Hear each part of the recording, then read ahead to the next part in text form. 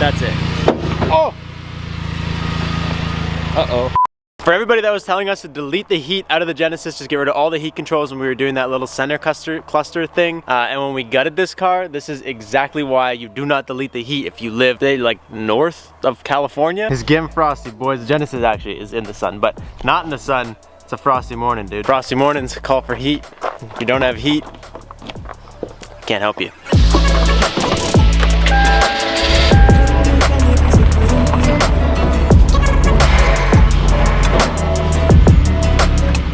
We've been slowly modifying this car and getting it, like, you know, where it needs to be for my skill level. Like, we added the hydro, we've gone drifting a couple times with the hydro. Today we're doing something that I don't want to say I'm like needing. It's not like I desperately need to do it or like I'm there. No, but it's on the list of things to do. And we gotta obviously, you know, the booty's wide on this thing, so we gotta like girth up the front end. Yeah. So we're going drifting in like 2 weeks, I want to say, and we have a special guest who's coming drifting with us and who's going to be with us for the whole week. Also going to be at Driven Toronto. So we're going to bring the Genesis to Driven Toronto. We're going to bring the Civic to Driven Toronto. We're going to bring the BRZ. We're going to bring the Skyline. We're going to bring tons of stuff. So make sure you guys are coming. If you guys buy tickets before you're at the gate, you save money. So just do it now. Get some tickets. The way I'm looking at this is like I didn't need a hydro to go drifting. I was doing fine without it, but that hydro actually upped my skill level like huge. So having the hydro helped a ton. We don't have an angle kit. We don't need an angle kit, but dude, throwing an angle kit on here, the only thing it can do is give me the ability for when I'm ready and I start learning to swing it sideways, like hard, to be able to go hard. I would say none of this is not necessarily needed, but it, like you just mentioned, it makes a difference. Since you've had the hydro, I can't really keep up with you because you just hammer into the corners where I gotta come in like mediocre and just clutch kick it. So this will be like interesting to see how much more I can keep up with you. Yeah, because there is a couple corners where it like slams lock to lock. So yeah. Like I said, it's only gonna make me better. And if I don't use it, I'll start using it when I get there. Like I'll grow into it.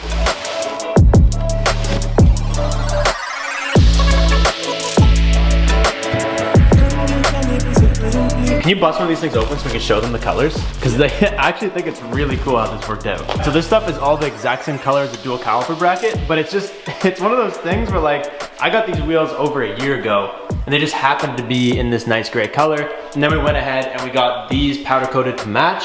And then we got our angle kit and it's not exactly the same, but dude, it's pretty freaking close. Like the way the whole front end and like all the little things we've done are gonna be gray, it just kind of flows really cool. So, yep, I don't know what this is, but we're gonna put it on.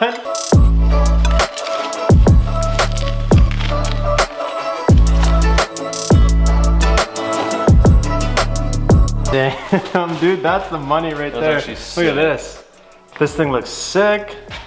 Got the little end links just tucked up in there. Like I said, we ordered this a long time ago, so I don't remember all the specs off the top of my head. All I know is that this is called the Mantis kit. So these are lower control arms. These are, I don't entirely know what you would actually call this. And then obviously we got our knuckles. Anyways, before we go ahead and do anything, I feel like it's only right that I try somehow to give you guys like a stock steering angle glimpse. Okay, that's fully cranked. That's maxed? That's maxed. Like, that's actually kind of sad, to be honest. Yeah. I feel like most cars have more than that. How do I give like a good angle? So like, yeah, that's actually sad. That's brutal, man. You guys saw the sadness that is the stock angle on this thing? Let's, I guess we gotta just start by turning it apart. We gotta make some changes. Yeah.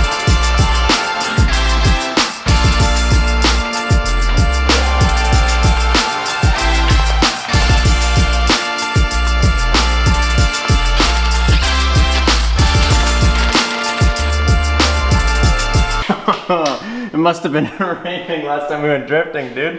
That's a muck fest. Wow.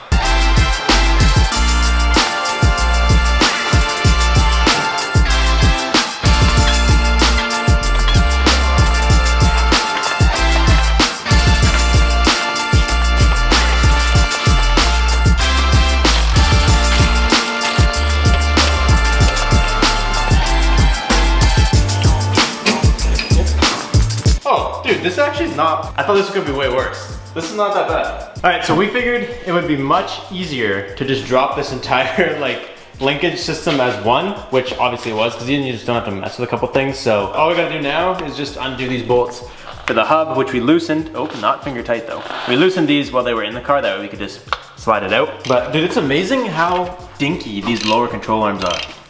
Like it's actually, it's just a rod. It's just a straight rod. Look at like just the strength this guy has in comparison to that rod. That's nuts. Oh, it pinched me. Same thing. So this guy should just go ahead and, interestingly, not go through there at all. Nice. Things you learned. It hits right on that sensor.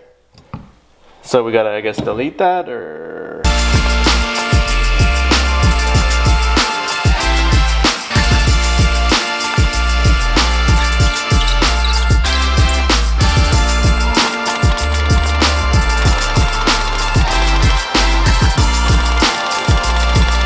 Alright, so that is seated in there very nicely, impacted the living crap out of it. So that's not gonna go anywhere. We just noticed too while we were looking at this, there's some sort of like adjustment here too, which looks like, I would probably say like a toe adjustment. So instead of just threading this, you also get the adjustability of like, there's 3 holes right here. So you can pretty much like undo this bolt and slide the whole bracket back and forth, which will give you like extra toe, which is kind of cool, I guess, if you're already aligned or whatever, and you're like, I wish I had just a little more extra toe. You could just slap that open on both sides. It'll give you equal amounts without having to do any messing around and like trying to dial it in, you know? Let's slap this big berth up in the chute. Nice. Oh, dude, look at that. So like, okay, we didn't do anything yet, but like, just to get this flat with it here, it wants this to be like way more pulled out than it was before. Yeah. So that's probably like your 50 mil spacer, or whatever. Yeah. It's not a spacer, but you gain 50 mils on each side when you install this. So that's literally it right there, just it pulling itself out. Yeah. They don't know we're gonna have it like this though, fucking Brad style, just maxed out. So this boy here,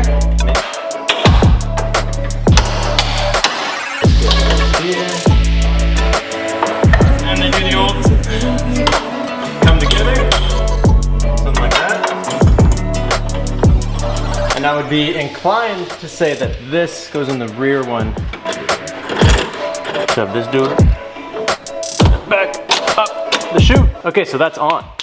Dude, it's so cool looking at this, because like when people engineer, like build cars, they put so much thought into how the suspension is gonna work and move and travel.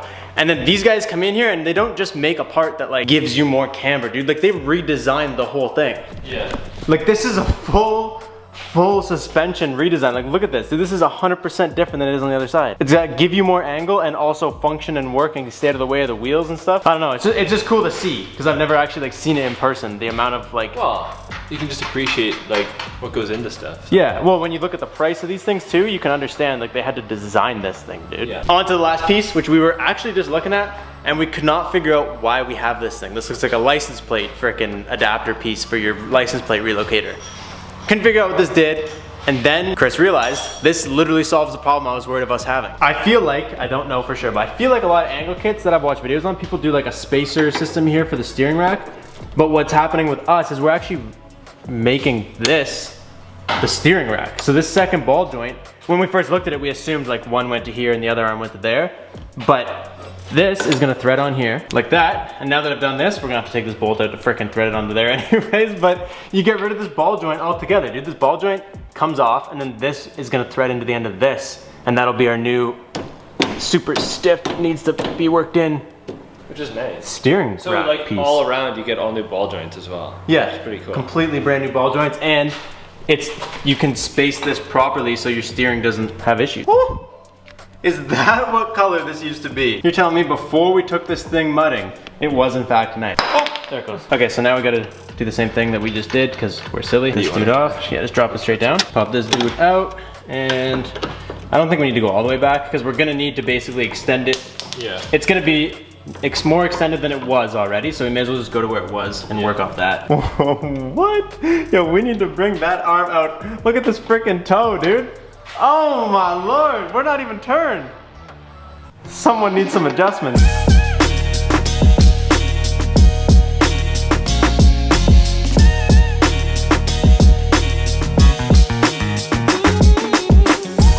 Dude, check this out. So we're still learning kind of how this stuff works. Basically, you guys know, we're still super new, like even in the drift scene, we've only been doing this for like a year. So this side's still bone stock, okay? Absolutely nothing is going on over here. We got all our stock linkage, this thing's hanging. Chris goes ahead and just maxes out the rack. Okay. That's it? Yeah. So that's max rack. So that is like kind of what we were showing you earlier. Nothing super crazy, it's like normal turning radius. Look at this side, dude. Oh my lord. That is hugely different. Look at this, dude. That is nuts.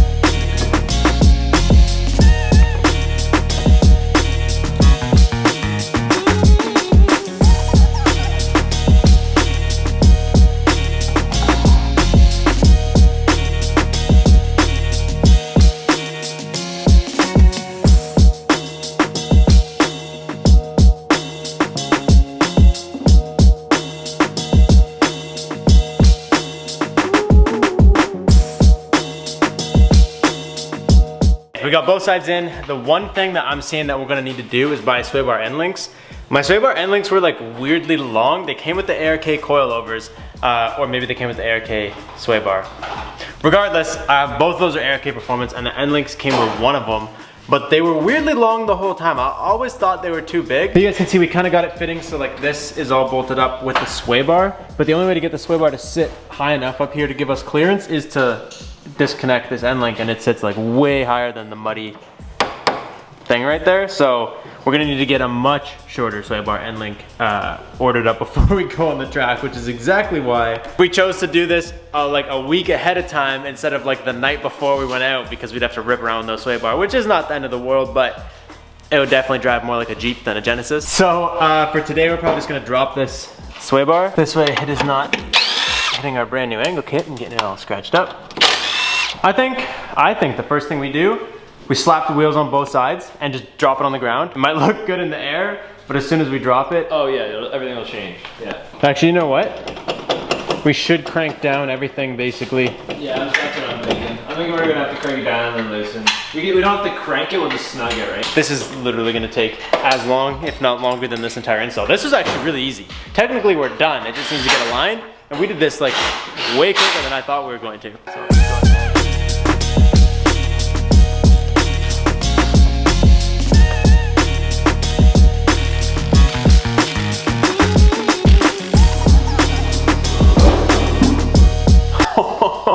it's still, obviously the lift is still keeping it up, like we have to jack it up to get it on the lift, but dude, damn. They're actually pretty close, camera-wise.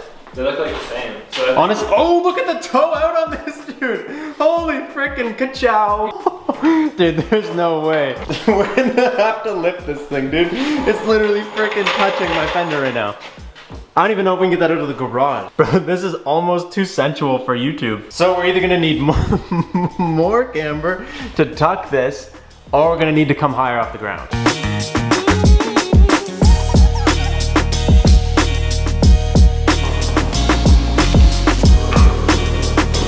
Still don't know if that's gonna clear. It looks extremely aggressive. We gotta get it out of here, dude, so not only we can look at it, but my foot's stuck. It's stuck in the door. We gotta see what we're working with. Nice. 2 more lights to add to the light show.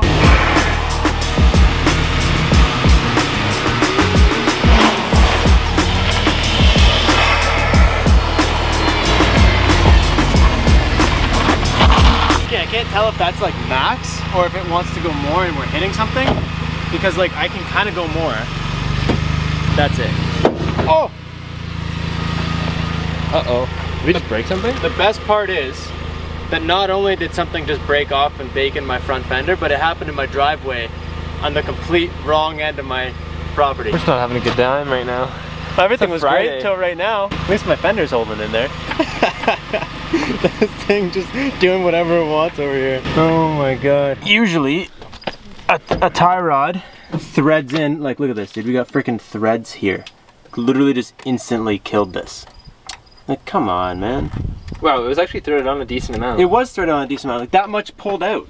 What are you talking about, dude? How does that much pull out? So basically what happens is when you spin this way, for example, it comes off of that one and onto this one. Whereas normally when you spin it one way, it basically spreads both of them away or brings both of them together. If you guys know anything about like adjusting your steering rack or anything like that, you know what I'm talking about. Anyways, so that's, yeah, quite a lot that came out. How does that even happen? Thread this, if we can, hopefully back on as far as we can, and then put the wheel back on and hopefully drive it back over the garage. Okay. What do you think? Yeah, that sounds okay.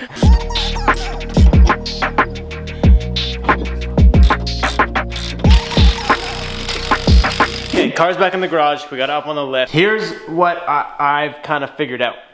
Can you go ahead and push that wheel like you just had it when you were looking at it? We are maxing out the wheel on the lower control arm. So focus. That's the wheel if you go full crank, and it's hitting the lower control arm right up here in the back. So this isn't maxed out yet. So basically the way I see this is what we gotta do is we gotta pull that steering rack in and find out where max lock is. And from there, from where the steering wheel goes all the way and then maxes out and doesn't turn anything past that, that's where we gotta start, and then we gotta bring the wheel towards the lower control arm, because right now we're not even hitting full lock before the wheel hits lower control arm.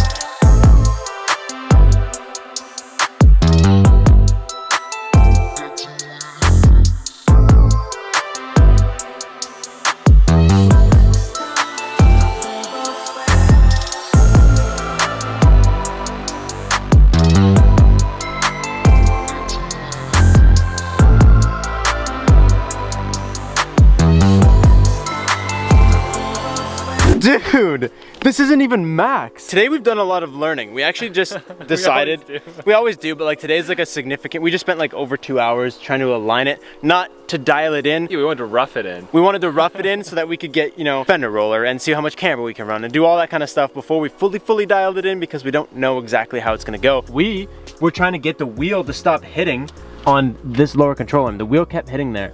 And so we spent so long trying to get it dialed in to the point where the wheel did not hit the lower control arm, and then we put it on the ground, and somehow the steering rack is magically maxed out right now, and there's like, I don't know, two fingers right here. I don't know how much this is. We don't have like a freaking protractor to put on the ground to find out, but we can go more. This is not even our limit. It's not. We still got wiggle room. We got some good wiggle room. Which is good, because right now the toe is just towed in a little bit on both sides. So what that means is we could tow it out just a little bit on both sides. Some like drift cars have a little bit of toe out stance. Yeah. And then you get a little bit of toe out, and then that'll also push it out a little bit more when it's fully maxed, which will be perfect. I feel like today had lots of ups and downs. We were trying to figure things out and learn things, but I'd say it was a pretty good day. But dude, it just looks sick. Like, just look at this thing with the wheel fully cranked. The whole kit is just in there, exposed. So that's what we're looking at under full locking conditions. Pretty good, I'd say. The next time we do any work on this car, we're gonna dial in the fitment just a little bit better. We're gonna maybe throw on a wheel spacer, because that might help us just a kiss. We're gonna try and get our camber good, roll our fenders. We gotta put our bumper back on and cut it. We gotta put a shift knob in. We got a car. Here, see if they might be able to fit. It's a small car. Thank you. Car fit, what a gem. Anyways, yeah, so it's not 100%, but you guys can tell this is what we're working with right now. Dude, it looks freaking good. I'm gonna show you guys the drift stance when this thing is like not all maxed out with the steering. Dude, it actually looks so good. This car actually suits the camber. Like, it actually looks really good. I feel like a lot of times, I'm not a big camber guy. You guys know that, right? How many cars of mine have mad camber? No. Exactly. Brad will be so pumped when he sees this. Dude, we got the fat front end. It looks so much better. I'm pumped. I think the camber looks really good. I am super pumped though that I can turn it all the way without being nervous. Okay, watch this, okay? We're in a 2-lane road. I'm just gonna go that way and crank the wheels and see if I can head straight back down. Okay. Ready?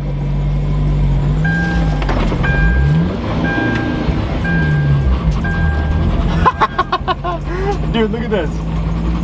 Bro, come on, okay, get out. Get out and show them how fucking tight this turning radius is.